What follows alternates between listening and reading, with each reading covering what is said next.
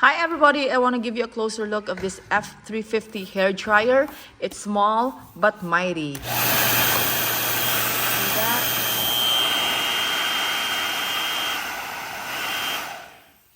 Nice thing to have if you're in the market for a hair dryer. This will not break the bank, but it will do the job. And it came with different attachment here. To be honest, I don't use these attachments, but I know a lot of people with big poofy hair uses this. I don't though, but I just love this hair dryer because it's tiny but mighty.